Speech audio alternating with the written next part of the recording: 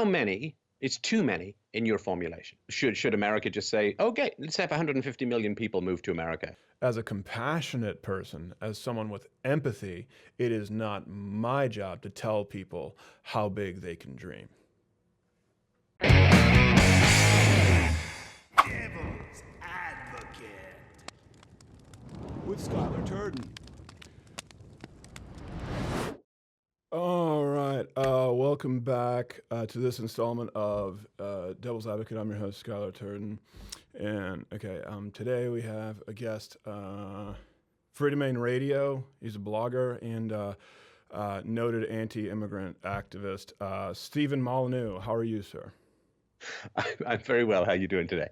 I'm doing well. Thanks for being here. And is that Freedomain Radio? Is that .tv? No, just freedomradio.com. I also wanted to imagine that, I just wanted to comment that I'm going to assume that your stance on immigration goes along with the highly French mustache that you have going on here. So I think we know where we are in terms of the boxing ring. Yeah, I'm not necessarily up to date on France's immigration policy, if that's what you're talking about. Oh, that was an attempt at humor. Okay, got it. Sorry. Listen, not all interviews can get off to a great start. So let me ask you, Stephen, why are you so opposed to immigration, to immigrants in particular? Well, what have you heard? Because what you've heard may not be my actual position. Where are you coming from in your analysis of my analysis? Well, I mean, listen, you're the guest here, so why don't you tell us what you think about immigration? Obviously, you're an alt-right activist. Obviously, you lean more to the right than most people. I don't think that's a secret. I don't want to misrepresent you. So, what's your stance on immigration?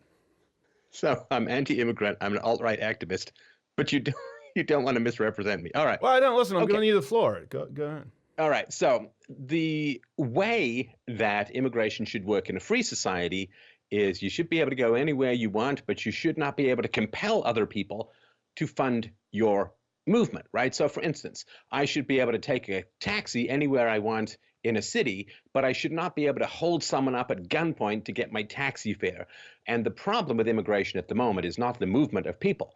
The problem with immigration at the moment is the movement of money at gunpoint to fund the movement of people. So people who come to Western countries as a whole get huge amounts of welfare, get huge amounts of free housing, get free education, get free healthcare. All of these things are paid for by existing taxpayers, and that is compelled transfer of funds. Okay. And the problem really is not the movement of people, it's the coercive redistribution of money. Sure. Well, first off, I was going to say surprise, but it's Antonym Day. It's completely expected that you compared people searching for a better life for their family here in the United States to cab jackers, to carjackers. So thank you for that. I think we're off to a great start. I want to make sure that I understand. Not actually, hang on. Okay, all right. Well, don't misrepresent my argument. Okay, don't misrepresent my argument. Otherwise, I might be in grave danger of thinking that you're not listening to me, which, doesn't bode well for an interview. What I said was, I'm not saying that they're carjackers. I'm saying it's not fair to steal money for your cab fare, not that you rip the cab driver out of the seat and drive off yourself. The analogy is somewhat important. Okay. Well, you use the term gunpoint. My point is just this violent and inflammatory language. I don't think we need to start off with that off the bat. But listen, different strokes. So let me ask you this. Am I to understand that your problem then is not with people entering the country illegally? It is simply the burden that they place on the taxpayer. It's the redistribution. That's your issue, your primary issue then. Well, now it feels a little bit like we're slithering past a rather important fork in the road, because you started off talking about immigration, and now you're talking about illegal immigration. Well, I guess it's oxymoron day as well as antonym day, because illegal immigration is like saying legal rape or legal theft. I mean, it's actually, immigration is legal according to the laws of the host country. Illegal immigration is a contradiction in terms. So if we're going to start talking about illegal immigration, that's a whole different matter. But did we deal with all legal immigration first? Now we're going to move on to illegal immigration. Is that the plan? Well, we were talking about migrants. We're talking about immigrants. We're talking about people who are trying to seek a better life in this country. So, yeah, I just wanted to make sure that I understand that you have a problem with redistribution, forced redistribution, compelled of wealth. Let's say immigrants or natural-born citizens. So then would it be your position, let's say, to allow immigrants who are not yet citizens to come here if they're contributing members, as opposed to, let's say, families in West Virginia who are, benefiting from welfare? Do we deport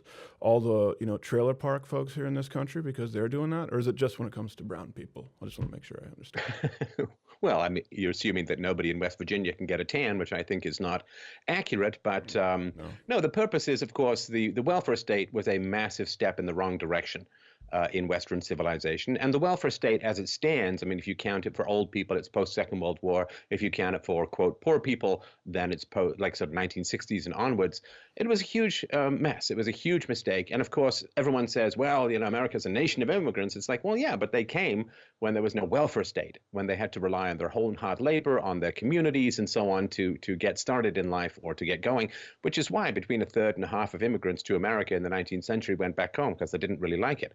It's one thing to come to America because you're attracted by the beacon of freedom and free markets and limited government and low taxation and liberty and First Amendment, Second Amendment, all of the good things that America put into its constitution and legal system.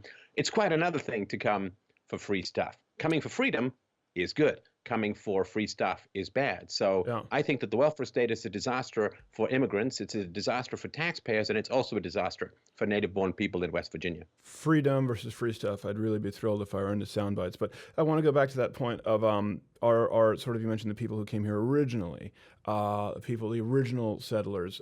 Originally, we are a nation of immigrants. Let me ask you, since you wanted to delineate between legal and illegal immigrants, those people you're talking about, they come here legally? Sorry, which people come here illegally? Well, the people who first came to this. I mean, I'm assuming we're not, unless we're talking First Nations. Are we talking First Nations?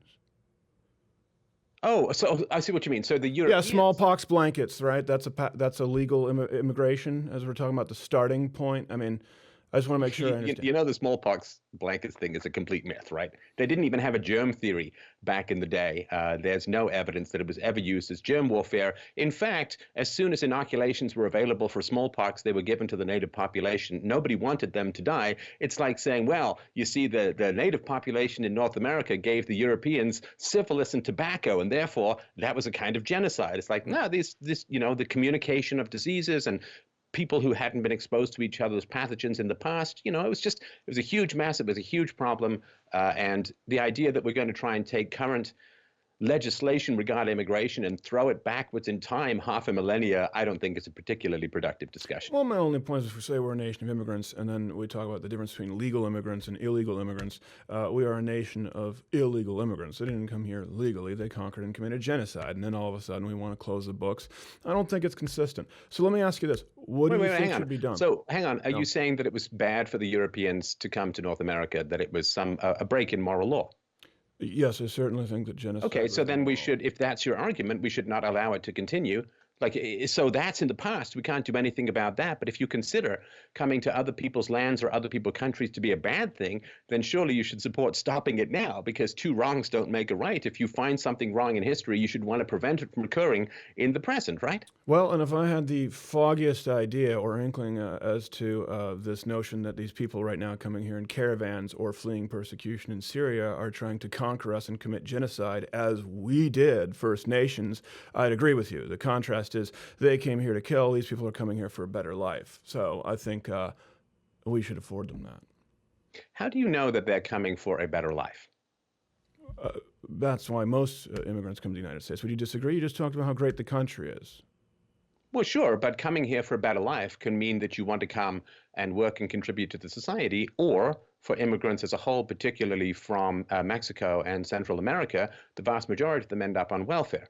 So it's one thing to say, I want a better life because I wish to pursue all of the free market opportunities to manifest my brilliance in trade, or you want to come and squat on the taxpayer's dime.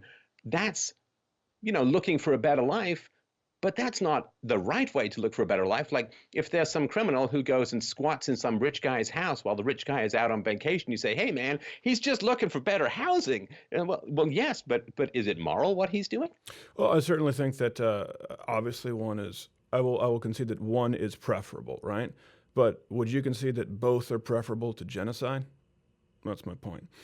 Okay. Why are we bringing genocide in? Again, if we're talking about whether it's migrant caravans or we're talking about refugees from Syria, I don't think that their intent is nearly as severe as that of the white men who took it from the First Nations, who nearly wiped out an entire race of people. And that's the basis. But the intent of the Westerners or the Europeans who came to North America was never to wipe out the domestic population, ever.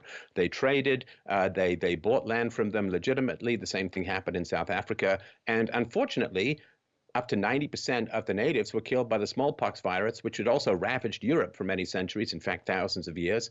And unfortunately, the native population fled, thus carrying the virus. And by the time the Europeans got to most of the villages, most of the population had been killed by this terrible virus, which is a horrible tragedy throughout history, but it's not the conscious application of the idea of genocide at all. And it's incredibly disrespectful to everybody who was involved in the settling of North America to say that they were all Nazis. It's simply incorrect, and it's irresponsible for you to say. I didn't bring up the word Nazi at all. I brought up the word genocide. But Oh, no, right. you're right. We brought smallpox. The Nazi imagery. We brought smallpox, and they gave us vitamin C, so they helped their scurvy. But anyway, you cut it. So let's go with this now. Let me ask you this: Donald Trump's policy on immigration. Obviously, you've been a supporter of his. Are you a supporter of his platform on immigration, or let me be more specific, I guess, since he hasn't really done a whole lot. The platform that he ran on. What's your stance on that? What do you think we should do in dealing with immigration today?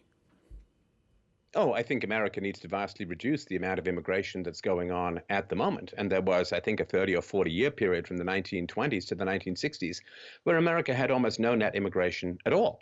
And America survived and did all right. And because America's been taking, 1 million legal immigrants a year and a couple of 100,000 illegals coming into the country for decades now. So at some point, you have to have a chance to digest your meal. You're in some lovely buffet in a cruise line and you're eating like crazy. At some point, you have to stop, unless you're going to go full Roman vomitorium on everyone. So at some point, you have to stop and see if you can digest. And this huge experiment on whether the American character can survive endless waves of third world immigration, well, it remains a conjecture, and a really shaky conjecture as to whether it's even going to work. So at some point, you have to stop taking people in, and you have to start assimilating the people who are already here. So I think Trump doesn't go nearly far enough with regards to immigration. Of course, the border should be sealed, because right now immigration is a giant welfare program. That so building a wall. You support building a wall. I want to make sure I understand you correctly. You're pro build a wall. Sure. Yeah, absolutely.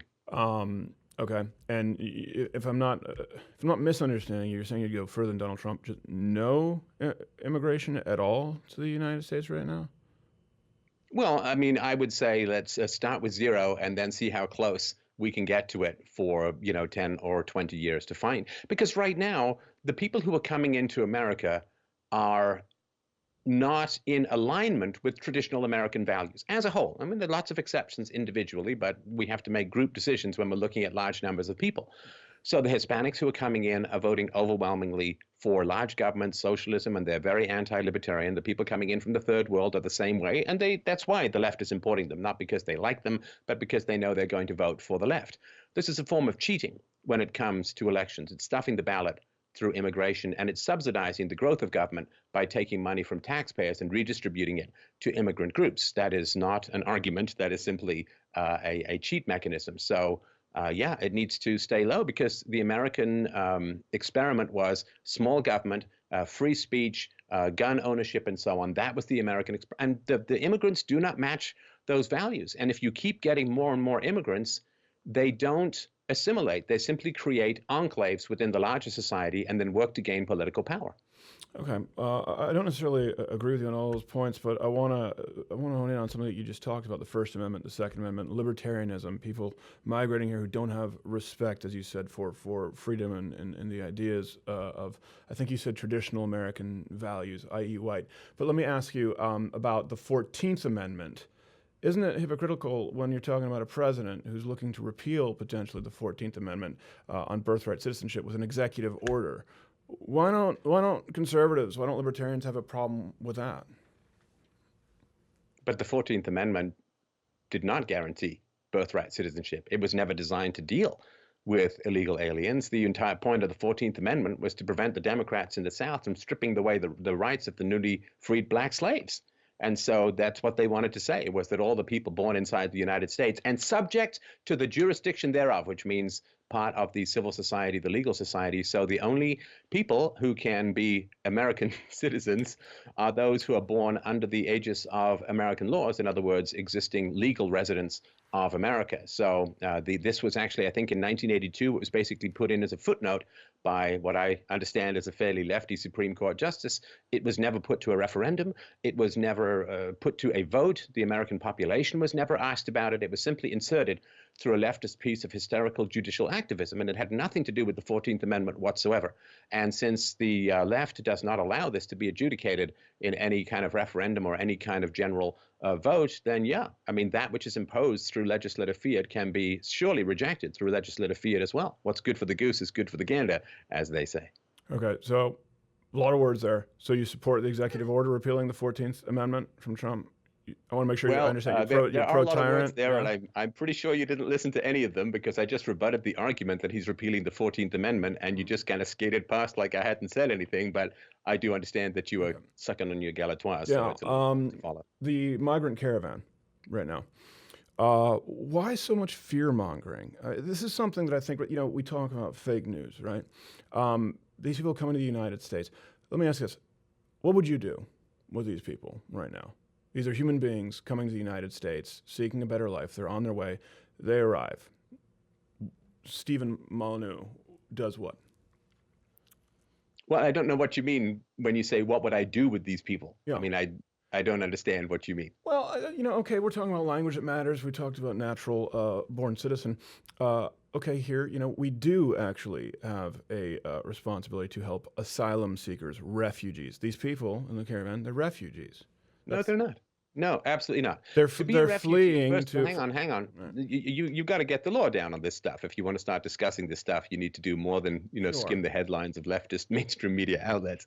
So they're not refugees. First of all, Honduras is not in a state of civil war. They're not, and even war itself does not make you a refugee. You have to be specifically fleeing persecution based upon your religion, on your race, on your gender, or something like that. And none of that is occurring on Honduras. Even if it was, they get to Mexico.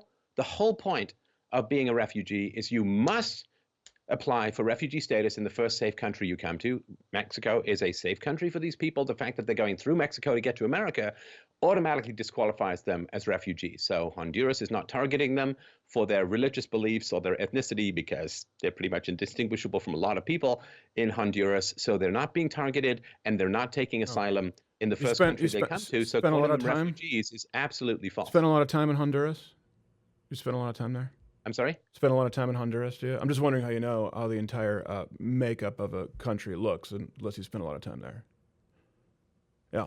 So it seems to me that they are fleeing. You can't look up demographics online. You actually have to visit every single place to find out. No, because as a compassionate individual, you have to go to the Sahara to find out if it's a desert and warm. I don't quite understand what you mean. An educated person doesn't need to go everywhere to find out facts. Bro, you just referred to people as a demographic. Do you not see how this is a part of the problem? We're talking about human beings. I mean, we're talking about a president who puts human beings, children, in cages, separating them from their parents. And by the way, according to your own definition of asylum, then I guess we're totally cool with the Syrian refugees. Come on, man. The president doesn't put people in cages. The children are separated from the people who cross the border because they can't prove paternity, and also because there are deportation proceedings that may occur for the parents that have a different time frame. So it is the parents who, it's like saying if someone goes and robs a bank and then gets thrown in jail, the court system is just separating families for no reason. It's like, well, if you commit an illegal act like crossing a border without permission, you're the one who's breaking up your family, not the people who have to enforce the laws of the country. But they're not the ones putting the kids in cages.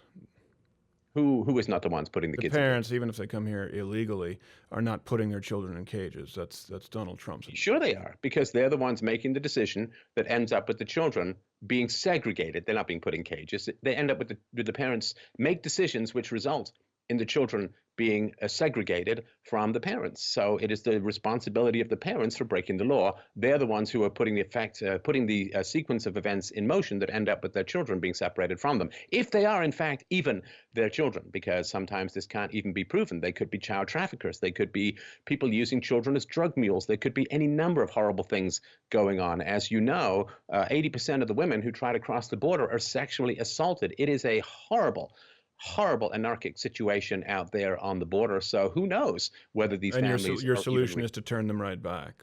If 80% are sexually assaulted, your solution is to send them right back out into the cold. Well, that is, hang on. First of all, Mexico's not cold. But secondly, the solution, of course, has to be more than just what's right there in front of your face, right? So the solution is, if the wall is built and if the immigration laws are enforced, people will stop trying to cross the border, which means the number of sexual assaults will go down enormously. It is the porous border that is drawing people across, that is resulting in untold numbers of women being sexually assaulted and to children being used as pedophile toys and all these horrible things that are occurring because of this porous border. It's not because we hate people, or it's not because America wants to just spit in people's faces. If you let the caravan through, do you know what you get? You get another caravan, and you get another caravan, and you get another caravan, and they get more aggressive, they get better armed. These caravan members are vastly and you mean young men. You mean we'd be letting in people from war-torn countries and helping them compassionately? What a fucking nightmare. I'm sorry? I said, oh no, you mean we'd be letting people in compassionately who are fleeing countries for a better life here in the United States? What a nightmare, Stefan. See, yeah, let's bring in the caravan. These people need help. Just out of curiosity, what does it cost you if people come into the country? I mean, are they coming to live in your house? Are they eating your food? Are they taking your doctor's visits that you can't then go to because the doctors are overworked? Just out of curiosity, because you seem to have a lot of compassion, I suppose. But what is it costing you personally to actually exercise this compassion? Or are you just basically shouting nice platitudes into a void and expecting other people to step up and pay? Are you delivering free education to these kids? Are you going to deliver free dental care to these people? I mean, are you putting them up in your house? I mean, you're just saying stuff, but there's nothing. It doesn't. No, let me answer your question. It doesn't cost me any more than it costs you, because as a society, we agree to a certain set of moral standards. For example, we agree that we build roads. We agree that we have a military. We agree that we have a police force. And I would like to see included in those moral standards, in the societal clause, helping those who are less fortunate, who are coming here, fleeing persecution, people who are refugees. But I know we're not going to agree on the Honduras one. Wait, hang on. No, hold on. Let me ask you though. The Syrian refugees then were cool because clearly they would fall under asylum seekers. So you're cool then bringing in refugees from the Middle East, right? Wait, are you saying that America is the closest country for people in Syria to find safe haven? If they're the only ones who will take them. No, that's not the way that the legal system works with regards to refugees. So, I mean, the Syrian situation is a mess. Unfortunately, or fortunately, or whether you like it or not, the reality is that a country being at war does not grant anybody refugee status. So the idea that they're refugees because there's a civil war going on there, I think that the way that the refugees or the Syrian situation should be dealt with is America should get out of Syria. And they should find people in the government who helped support and armed the rebels in Syria, a lot of whom turned out to be ISIS, because that is funding a terrorist organization, which, as far as I understand it, pretty criminal. So I think that the American politicians and, you know, the ones who jump to my mind, the top of the Obama administration, Secretary of State Clinton, ex-Secretary of State Clinton, and so on, well, they should be pursued to find out if they did, in fact, send material aid to terrorist organizations, should be dealt with legally, appropriately, and then hopefully the situation in Syria can calm down. And let's include President Trump in that for defending his best buddies there in Saudi Arabia, some of the biggest funders of terrorism on the globe. So yeah, let's. You and I absolutely agree on that. I do not think that America should be selling any weaponry to Saudi Arabia, which is a horrible funder of terrorism and a horrible theocracy that regularly attacks its own people. Right, and Donald Trump was the only one who defended them when they killed somebody in interrogation, which I just find incredibly interesting. Something else I find interesting here is you talk about, obviously, the border with Mexico, and I understand that this is based off of we were discussing the caravan, that's fair. But it seems like you get really concerned just with the Mexican border. You talked about how people can come in and out. You know, we don't necessarily know who's coming in. I understand that too, because it's not just Mexico. It's people who could be coming from South America to Honduras. But at that same token, same thing could be happening in Canada. We don't know who's coming in from Canada. But I notice that the right wing, the alt-right, conservatives, libertarians, don't seem to be pushing for a wall, which wouldn't work, which we'll get to in a second, between the United States and Canada, only when it involves brown people. Why is that? Well, I would assume that it's kind of like triage. You know, like if you're a doctor on a battlefield, you try and deal with the people you can save who are in dire medical condition. You don't necessarily deal with the people who've got a minor head wound or a sprained finger. And so when it comes to sealing up America's borders and controlling illegal immigration, the vast majority of it, of course, is occurring on the southern border. So that's kind of where you go to first. Now, of course, if it starts to become a problem in the northern border, and I feel like I should cough here at this point in the video, but then I'm sure people will turn their attention to the northern border as well. But it's not racist. It's simply a rational prioritization of where the major issues are coming from. Oh, if it's a rationale like that. I guess, I understand. We probably don't have as many Canadian immigrants because they do have a better quality of life and healthcare. So I think that's fair. We can agree on some common ground there. Let's go back to the idea of a wall. You know, half of illegal immigrants just overstay visas. A wall wouldn't work. Why all of a sudden do conservatives want to get loose with the purse strings when it comes to building a wall, again, on a border with brown people? They don't want to get loose with the purse strings when it comes to taking care of our children who need health care, who need education. But spending on something that isn't proven effective to work to keep out the scary brown people, all of a sudden we get a little loose with the budget. So what you're saying, if I understand this correctly, is that the wall might only deal with half the problem. Well, yeah, there's no proof that a wall would work, and it would cost the taxpayer billions upon billions upon billions, if not trillions of dollars. Yeah. Wait, you think it costs trillions of dollars to build the wall? Okay, let's go with billions. Okay. Well, first of all, the cost-benefit justification for the wall is very simple, in that it's hundreds of billions of dollars cost for illegal immigration in America every year because of this redistribution of income at the point of a gun that I talked about at the beginning. So, which you then said you didn't talk about, right? Build the wall. So it's easy to justify it from a cost standpoint. Let's say that it does only tamp down on half the problem. A government solution that deals with half the problem is a very rare government solution, because most of the government solutions make the problem worse. Now, if you think that a wall doesn't work, you have kind of a problem, because there's so many examples, both in history and in the modern world, of walls working very, very well. There was Hadrian's Wall, which kept the Roman army at bay. China built the entire Chinese wall, which has been very effective. The only human structure visible from space, I think, other than my own forehead. And if you look at the wall that Israel is building, the wall that Israel is building is very effective. There are walls around prisons that seem to work quite well. And I see a wall behind you, in fact, that seems to be keeping people out. So the idea that a wall doesn't work is just false. Or think of East and West Berlin, right? I mean, or think of East and West Germany. There were walls all around the communist enclaves to keep people in, and they worked extraordinarily well. Doesn't mean no one got out, but if there hadn't been a wall, just about everyone would have gotten out. No, listen, I agree with most everything you just said. There's common ground. You pointed to examples in communist China, communist when you're talking about East and West Germany, and you want to go their direction. I say maybe go a different direction. Well, technically, the Chinese wall was not built under the communists. It predated them by, quite a long time. Yeah, well, okay, listen, whatever. You want to go the direction of China and East Germany, cool. I disagree. I think you proved the point that not only do walls keep people out, and people who could invent, for example, the next cure for cancer, we don't know. A lot of these people want to come in and contribute to the very fabric of America, just like all of us have. Although, again, I completely recognize I'm not First Nations. I don't believe you're First Nations either. But yeah, it's very ironic for the right to want to pursue directions that we've seen under communist rule. Again, I guess I shouldn't be surprised when we're talking about spending a bunch of money on the wall. Saying that walls work doesn't mean that all walls are virtuous. Like if you say guns shoot bullets, that doesn't mean you agree with every single time a gun shoots a bullet. You're simply stating an empirical fact. Walls do work, and they've been used by bad regimes, and they've been used by good regimes.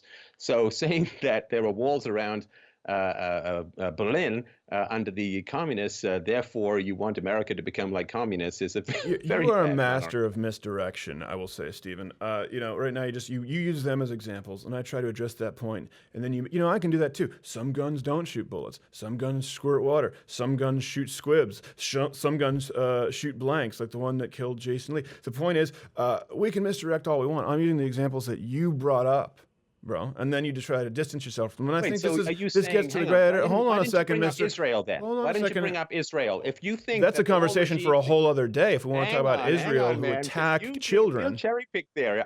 You almost got that past me. You did a real cherry pick there, right? So I talked about ancient China. I talked about ancient northern UK. I talked about the Germans under communism. And I also mentioned Israel. Now, you talked about everything except Israel. How interesting. Why do you think that you wouldn't talk about Israel? Do you think that Israel is wrong in building walls to keep out illegal immigration? I don't understand exactly if they're keeping walls to... 1 second here. I got some water, bro. Okay. Should have tested that first. But this is going to be a much more fun interview now. Israel was the question. Yeah, I want to make sure I have that correct. If I'm not mistaken, they're building walls to keep out Palestinian children with rocks while they approach them with tanks. Well, no, there's also walls to keep out some of the people trying to get in from North Africa and other places. So, yeah, Israel has, it's more than just the West Bank. There are walls around Israel that they're using to keep people from coming into Israel who want to be there.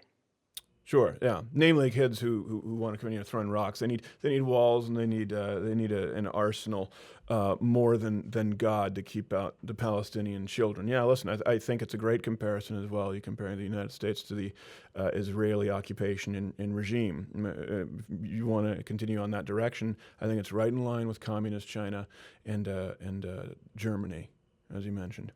I think this goes back to the point.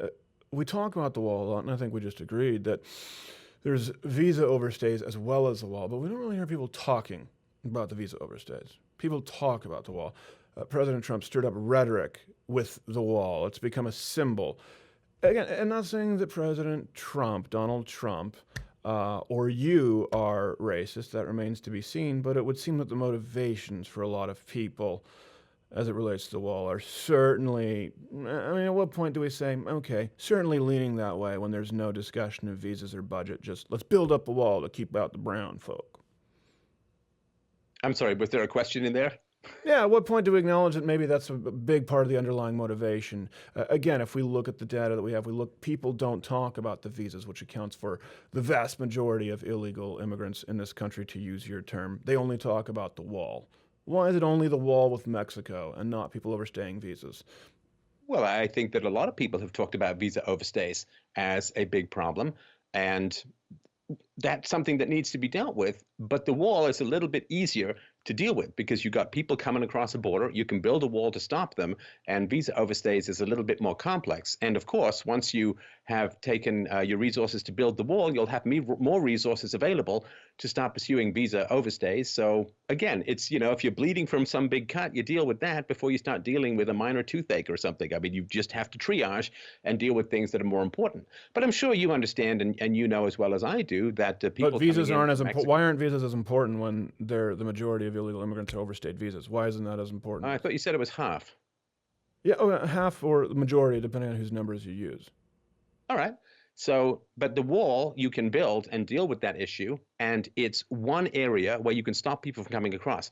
Figuring out how to deal with the visa overstays is a bit more of a challenge because those people are already in American society. They're scattered, they're hard to find, whereas a wall is something you can build pretty easily and right away. And it doesn't mean it doesn't have to be either or. You can work on both simultaneously if you want. For instance, if America stops bombing brown people overseas endlessly, I'm pretty sure you'd have enough resources to deal with immigration issues in the host country. How about we stop bombing brown people overseas, and rather than spend billions of dollars to keep brown people out, spend it on healthcare and education?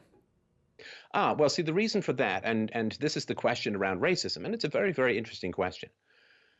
So if you are a Republican, let's say, I mean, just put this, imagine you were some guy I with a don't want different to, hat. but let's Yeah, I let's know. Just, yeah. step with me down the dark path of nefariousness, if you will. So imagine that you're a Republican Yeah. and you are looking Uh-oh. at, as you say, brown people coming into the country. Now, Hispanics, for instance, vote overwhelmingly for Democrats, like 80%, sometimes higher, depending on the demographic, right? Good. So if you are a Republican, you must understand that having Hispanics come into the country from Mexico or Central America is directly against your political objectives to get lower taxes and a smaller government, right? Because they're going to overwhelmingly vote for the left, for the Democrats, for the Yeah. liberals, right? So you understand that having lots of people come in from Mexico, Central America is bad for the Republicans. And whether you agree with Republicans or not, I obviously know that you don't, you at least have to understand why they would have opposition to that, because it's I really mean, hard do to you fight hear those the words that are coming demographics. out of your mouth? This is the problem. As conservatives, Republicans, whatever term of the day, you're talking about tearing people, tearing families apart for politics. This goes beyond politics. You're talking about tearing families apart, putting kids in cages because Republicans don't like that they vote overwhelmingly Democrat. Even if we talk about Republicans and Democrats and differences in how people vote, and yes, it's true, Hispanics vote overwhelmingly Democrat. Most immigrants, most young people do. Almost all minorities do. Surprise. The point is, there's only one party, Republicans, who want to tear families apart over politics. The left I'm isn't not sure trying to what do you that. mean by tear families apart. How do Republicans tear families apart again? By right now having a president who wants to deport people who are in this country, who have been here for decades, who have children who are legal citizens of this country, and deporting their parents, tearing families apart. Has Trump actually talked about rounding up people and deporting them? Yes. Okay, well, let's assume that that's all true. So what you're saying is the people who came into the country illegally, the people who broke America's laws and crossed the border illegally, have no responsibility whatsoever for the result of breaking their laws. No, I'm not saying they have no responsibility whatsoever, but on the But flip you've side, can only ever Republicans have talked some about Trump's responsibility? responsibility and Republicans' responsibility and intimations of racism. Do the people who cross the border and break the laws have any responsibility for the consequences of breaking those laws? Of course they do.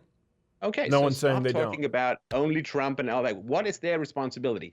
Is it 60-40? Is it 70-30? Is it 99-100? Is it only 1%? I'm just curious what agency you're giving brown people, because you seem to think that the brown people have no agency in their lives whatsoever. That seems about the most racist statement that I could think of. I think they have agency, and I think that all of us, to protect our family and to feed our family, if we were capable of leaving a country and fleeing oppression and poverty to the United States, would have a moral obligation to do so. So they did they came here without going through the proper channels as they've been laid out at this point. I'll give you that. But the point is, just as you mentioned with work visas, it's not an issue that we can solve right away. It's not an issue that we can solve. That's why you said you were pointing to the wall. What I'm saying here is we cannot solve this problem immediately. So why don't we all err on the side of compassion and offer a path to citizenship for these people so that they can pay for their mistakes, they can become contributing members of the United States economy, and we don't have to tear them apart from their children and put their Oh, I kids in see. cages, So which if I get people it. I don't get it. believe me,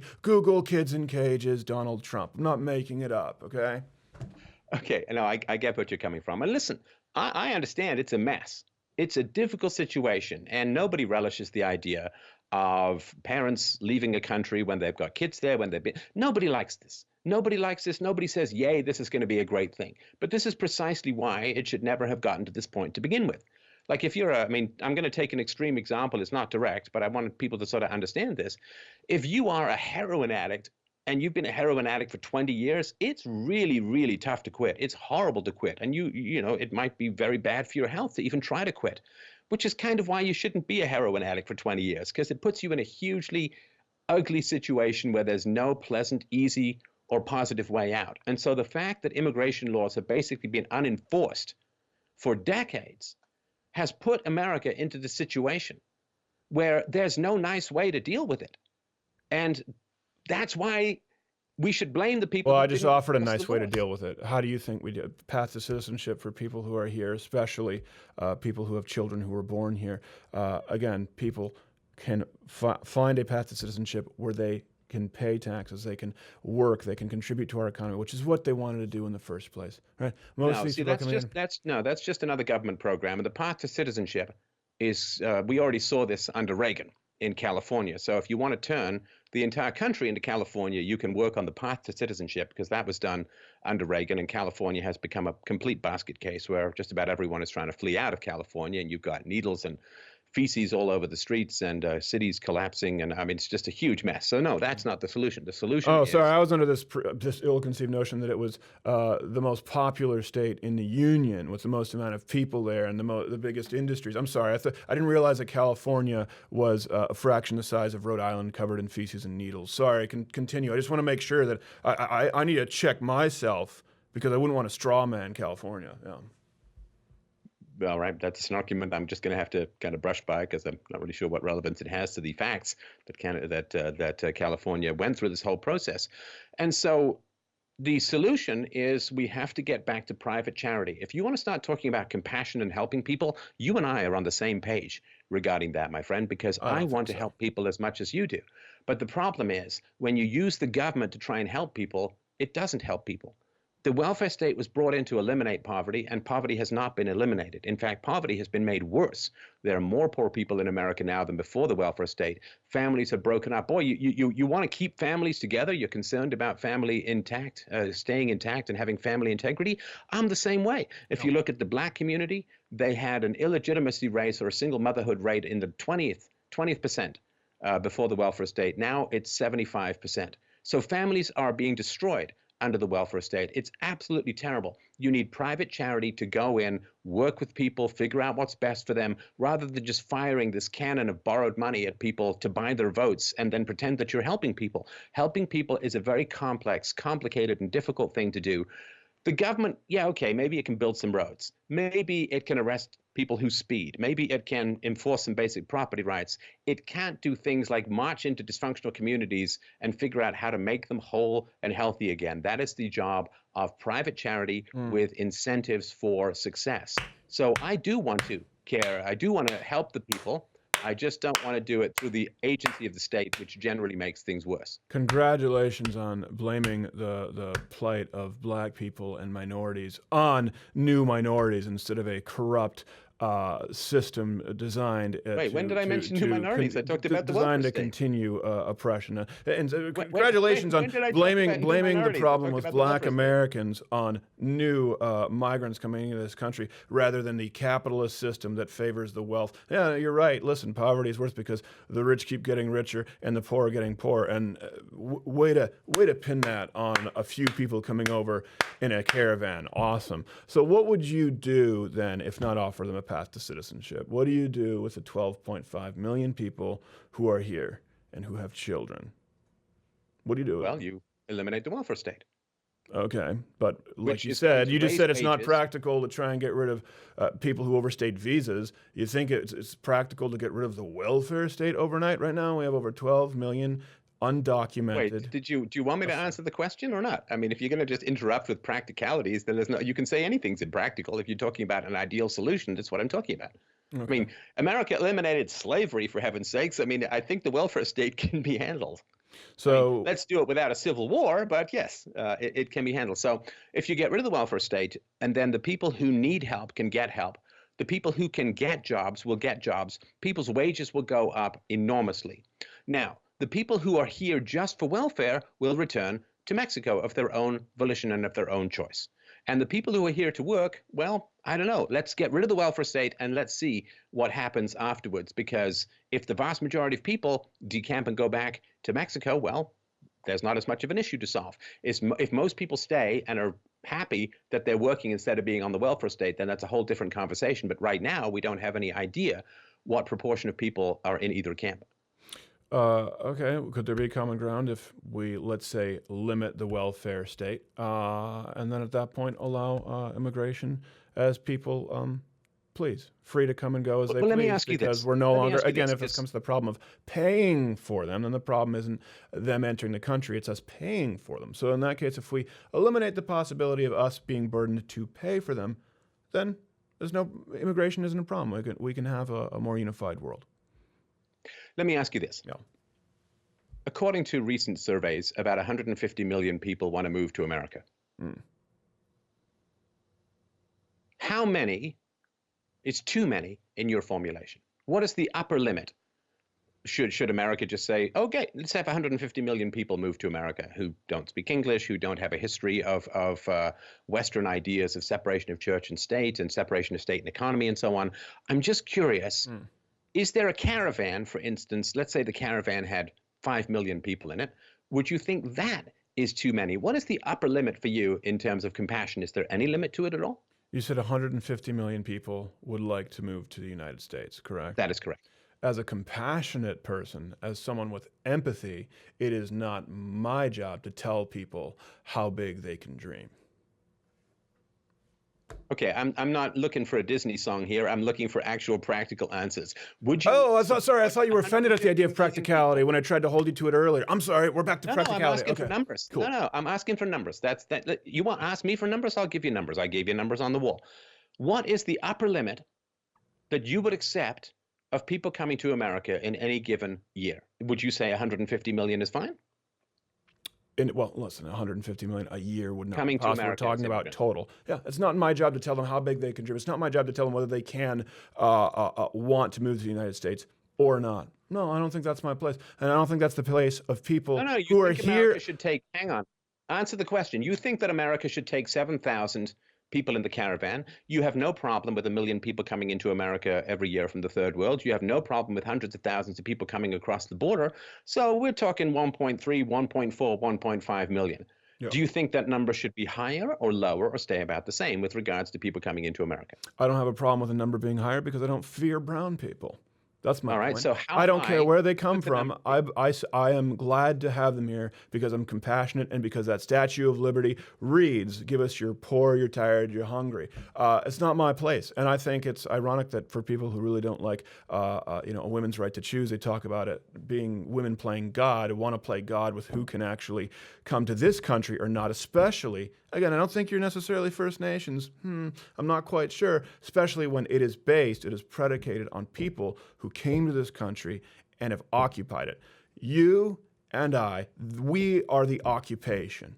We came here and we harmed people. It is not our land, and so for us to act all of a sudden moral, virtuous, righteous, that we have a right to it when we don't, I think is very hypocritical. We have about as much a right to this land as 150 million people who want to move here. That's interesting.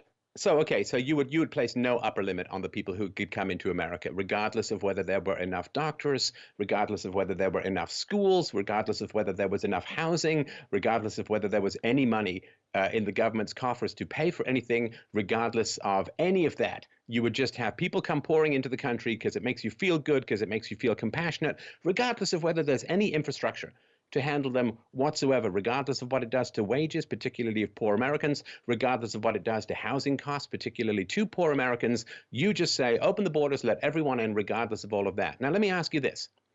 You say we're occupiers, and that's a terrible thing, right? Do you think Can I answer that other question first and then hold it? Well, there wasn't a question there, but you can certainly respond to it. Okay.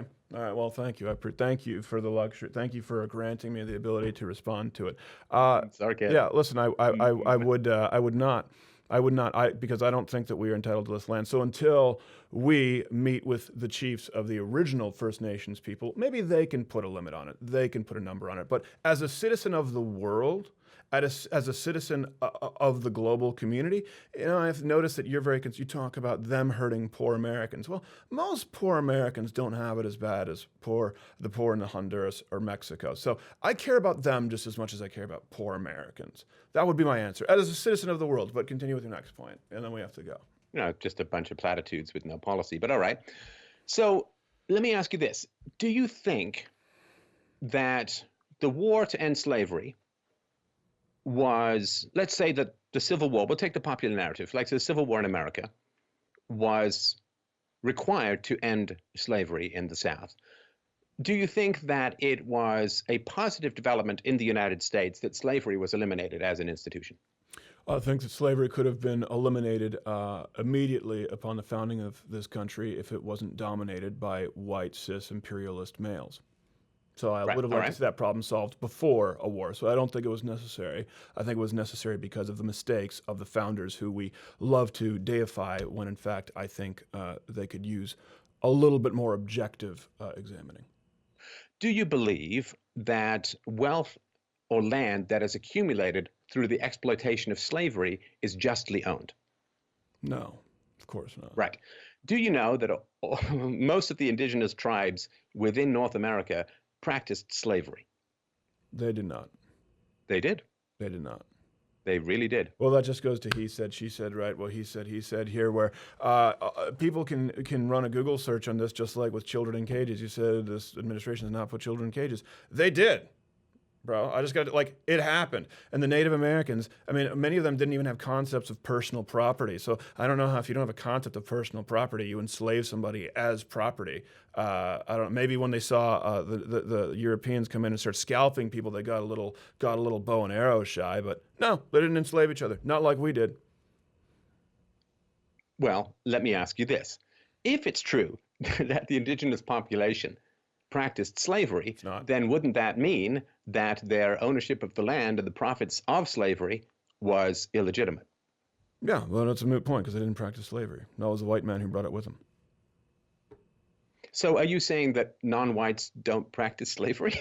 No. I'm just trying to understand your historical understanding here. I said there. I said the white man brought it with him to this land, which became the United States. The colonialists, the imperialists. At that point, they were a peaceful culture. Sure, you did have people who would get into conflict. That'll happen when you have nomadic and you have sedentary tribes, right? But that's not the same as enslaving people. Not to the degree that it happened on a massive scale, again, through systemic oppression from colonialism and imperialists. They didn't do it. So I don't think it's a fair comparison between what they had done and then what the settlers, who then became later on the founding fathers of the United States, like George Washington and Thomas Jefferson, and people who had slaves working in their house had done. I think they have more. All right. Let me ask you this then. Okay. So let me ask you this. This doesn't require accepting basic historical facts, so let's go with this. Do you think that a culture that fought hard to end slavery and has apologized for slavery and regrets slavery is superior to a culture that practiced slavery but has never apologized for it? Let me guess. This next question is where you try to lead me down the path and say, oh, First Nations people haven't apologized for slavery. No. Therefore, let's keep our brown people. Don't try and look down the tunnel of time. That's not being honest. Just answer the question. Is a culture that fought hard to end slavery, and not just in its own domains, in its own countries, but also around the world, to end the international practice of slavery, is a culture that burned hundreds of thousands of lives and trillions of dollars of blood and treasure to end slavery around the world, and has apologized for slavery and feels bad about it and has paid reparations to some degree? Do you think that a culture that has apologized for slavery and worked to end slavery is morally better than a culture that has never apologized for slavery? Okay. I'm going to answer your question. And the point has nothing to do with indigenous populations. I'm going to answer your question, and then after this, we're going to have to wrap it up and leave. I will answer your question, but if at the end of this tunnel of time, it's going where I think it's going, I'm going to be pissed. Okay, that's fair. Yes. The answer is yes. I think, obviously, it's superior for a nation who's apologized and made reparations, which we haven't. Right. So you must then be much more critical of Muslim culture or Islamic culture, which practiced slavery at far greater levels than the Europeans ever did, and for far longer. And there are estimates that tens of millions of blacks from Africa were killed, died as the result of slavery in the Muslim countries. So therefore, you must believe that Western culture is superior to Muslim culture, because Muslim culture, to my knowledge, has not had a giant mea culpa, stare into the mirror, soul-searching repudiation of a history of slavery. I told you if it was going where I thought it was going, I was going to be pissed, and you know exactly. It's the same thing. You just swapped out one brown people with First Nations for another with Muslims, and I think that othering these kinds of people, every single argument that I hear is othering, is marginalizing. And as a citizen of the world, as someone who sees myself as compassionate, as someone who does not want to see families torn apart, as someone who is not a hypocrite because I have no claim to this land, I disagree with you, and I think that that's a dirty trick. I told you I wasn't going to be happy with it, and I'm not. It's free domain radio, if I'm not mistaken. Stephen, thank you for taking the time. I don't think we'll be having you back anytime soon. You did exactly what I told. I said you better not. I said you better not. And you Yeah, did. better not use facts, reason, and evidence, man. That's rough on you. I get it. I get it. I appreciate the conversation, man. Someone have my lighter? Let's get him off. Devil's Advocate. With Skyler Turden. I've had enough of this. Does someone have, seriously, where's my fucking lighter, guys?